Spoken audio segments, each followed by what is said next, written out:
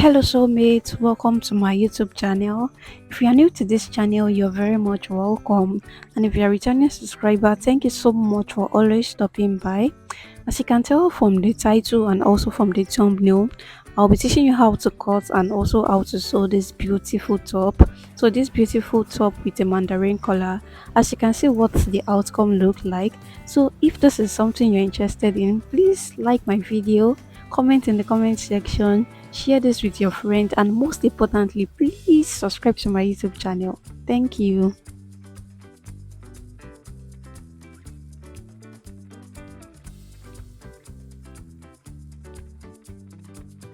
Welcome back, soulmate. So this is the fabric I will be using, and it is a very thick crepe. It is not up to 1 yard. This is because I'm size 6, so if you're bigger than me you will need more. So this is the pattern I'll be using, and it is a basic pattern, just the bust, the waist, and the blouse length. So just the normal basic pattern with your accurate measurements.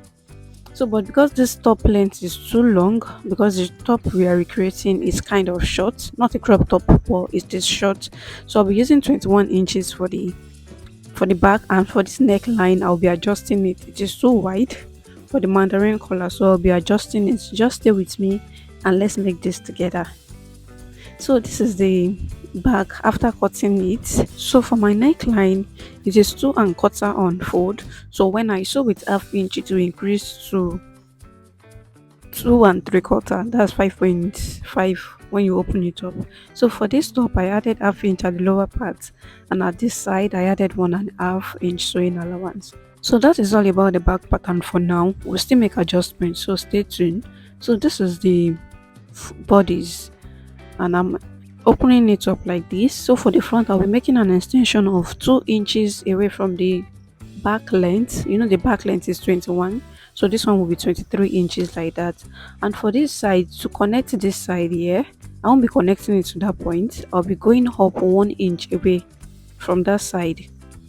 So I'll still make adjustment to the back bodies, but for this front bodies, just follow me as I'm doing it now. So I'm taking up 1 inch away like this.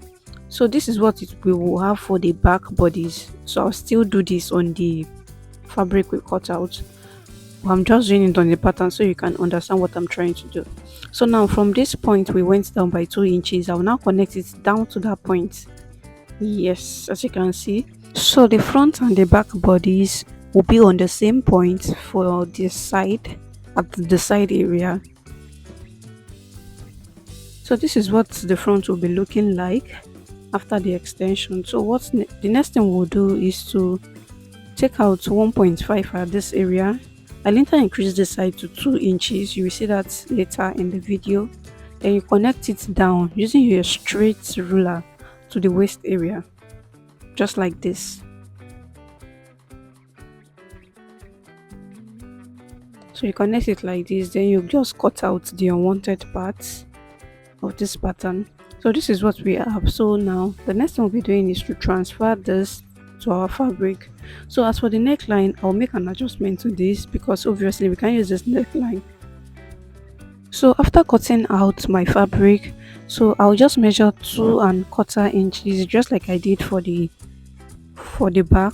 Then this part here will be 2, though I measured 2.5 here, but I later changed it to 3, so it will be 2 1/4 inches by 3 inches. Then you just connect like this, connect it together like this. As you can see, I added 1 inch away from the pattern. I will still explain that area for you guys, but for the neckline, just follow what I'm doing. So after the 1 inch that I added, I now measured my neckline.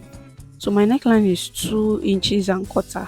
So that is what I measured. So for this 1 inch that I added by the side, it is just for the button area, for the overlapping at the button area, and for the sewing allowance too. So now I've transferred my darts. Then this was what I said that I later increased it to 2 inches this side. You know, I used 1.5 before, so I'm retrimming this part again. So this is what we have. So now I've went ahead to cut my lining, and this is what it should be looking like. So I cut the fabric for this side, and for this other part I use a lining. Though my lining is not matching with this fabric, but this is what I have at the moment. Then for the back bodies, because of my lining is not enough, I'll be joining it at that area, and it is full lining for the front and the back. But as you can see what I did for the front, so for this back here, you know what we did on that pattern, we'll be doing it on the fabric now, just to take out 1 inch away from this side. Then you cut it out. So this is what it looks like. Then you transfer your darts to the front and back. So this is my front bodies. I added stay on this main fabric. I added stay at the neckline, the side and the lower part. And for the lining, I added a full facing to the lining. As you can see how I cut this lining, it is very important to have your fabric at this edge, because my fabric is too thick. That is why I did not double it. It's too thick, so it will be too thick for me. That's why I just did it like this. So I added facing to the lining just to make it thick a bit. Then I'll be going ahead to make the darts on the fabric and on the lining. So after making the darts, this is what it looks like. Then the next thing I'll be doing is to join this part. So I'll be joining around, and the only opening I'll be having is the shoulder and the neckline area. So I'll be joining the armhole, the side, the lower part, and also the sides. So the only opening you should have on this is the neckline and the armhole area. But the other side, you go ahead and join it. So for the back bodies too, you go ahead and turn it with your lining, and the only opening you should have is the neckline and the shoulder area. So after joining, this is what I have. Then you go ahead and notch the armhole parts. You know it is curved so that it can turn out well. Then I'm training out some parts of this side. So you go ahead and turn, and you go ahead and notch the other parts too of your fabric. So this is the back. I'm trying to notch the armhole too. So you notch every part that you feel you should notch. Then after notching, you go ahead and turn. If there's any part you don't understand in this video, let me know in the comment section. So after turning and ironing, this is what my front bodies look like. As you can see, this stuff is coming together gradually. So this is the back bodies, and I've placed it on it just like this. So what I'll be doing next is to join the side, join this shoulder side together just like this. So you put one in between the other one, then you just sew with your sewing allowance, which is 1/2 inch. Then after joining, this is what you will have. So this is what mine look like. This is what it looks like. So after joining, the next thing we'll be doing now is to join the sides seam together. Join it with your remaining sewing allowance. So you join the side together. After joining this together, this is what I have. My top is coming out gradually and it's looking very beautiful. I love it. So the only thing remaining now is the collar. So for the collar, what you will do is to measure it. So you place your tape roll on your neckline just like this. Then you measure around your neckline. So whatsoever you have. So I measured the half part, so I'll just times 2. I'll just make it times 2 like that. So mine is 16 inches. Then I'll go ahead and cut my collar. I have a tutorial for this already, so I'll link it up here. So after sewing the collar and folding it in, this is what it looks like. So now I'll just be placing it in between my neckline. Then I'll be pinning it all around. Then after pinning it, I'll be sewing on it.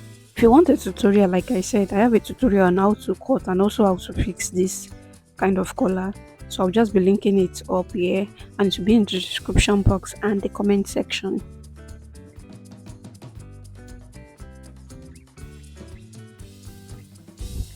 After you are done pinning, you go ahead and sew. Then after sewing, this is what mine looks like. As you can see, it is looking really beautiful. The only thing remaining now is the button. So you can use about 4 to 5 buttons at this area. You can use about 4 to 5 buttons. So after fixing my button, this is what it looks like. This is what mine looks like. As you can see, it came out really beautiful and nice. So If you haven't liked this video, if you haven't commented, if you haven't subscribed, please subscribe, like, share this with your friends, and I'll see you in my next tutorial. Bye.